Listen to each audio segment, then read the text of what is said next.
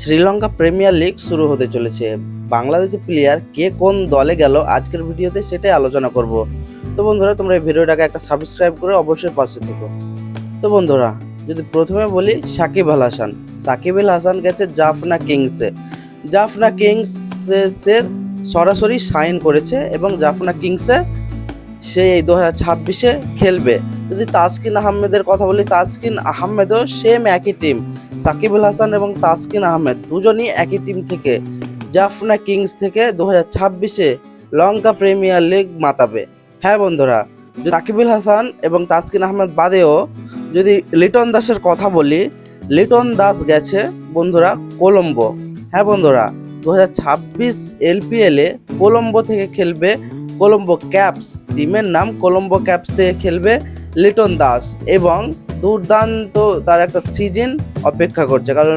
কারণ লিটন দাস দুর্দান্ত ক্রিকেট খেলে এবং দুর্দান্ত প্লেয়ার। আশা করছি এই বছর লঙ্কা প্রিমিয়ার লিগে একটা দারুণ ম্যাচ উপহার দেবে। যদি তার পরের প্লেয়ারের কথা বলি, মেহেদী হাসান মিরাজ। হ্যাঁ বন্ধুরা, মেহেদী হাসান মিরাজ এই বছর লঙ্কা প্রিমিয়ার লিগে সুযোগ পেয়েছে। তার টিমের নাম হচ্ছে ক্যান্ডি রয়্যালস।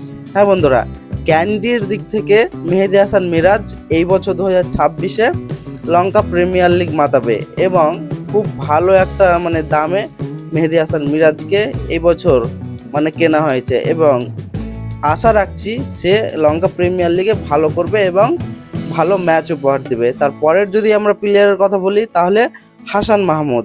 হ্যাঁ বন্ধুরা, হাসান মাহমুদ ইয়াং প্লেয়ার এবং বাংলাদেশের ফাস্ট বোলার। সে দাম্বুল্লা সিক্সার্সের হয়ে 2026-এ লঙ্কা প্রিমিয়ার লিগ খেলবে।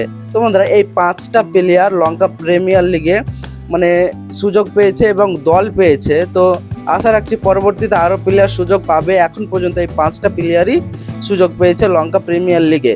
তো বন্ধুরা, সাকিব আল হাসান, তাসকিন আহমেদ, লিটন কুমার দাস এবং মেহেদী হাসান মিরাজ, হাসান মাহমুদ দুর্দান্তভাবে তারা দলে জায়গা পেয়ে গেছে এবং দুর্দান্তভাবেই তারা পারফর্ম করবে, এটাই আশা রাখছি। পরবর্তীতে আরও প্লেয়ার দলে জায়গা পাবে, সেগুলো তোমাদের আমি ভিডিও দেবো। এখন পর্যন্ত এই 5জন প্লেয়ারই শুধুমাত্র লঙ্কা প্রিমিয়ার লিগে সুযোগ পেয়েছে। পরবর্তী কারা পাবে সুযোগ সেটার ভিডিও করে তোমাদের আমি জানিয়ে দেবো। তো চ্যানেলটাকে একটা সাবস্ক্রাইব করে পাশে থাকো, যাতে ক্রিকেট সম্বন্ধে আমি যে কোনো ভিডিও আপলোড করার সাথে সাথে তোমাদের কাছে চলে যাই।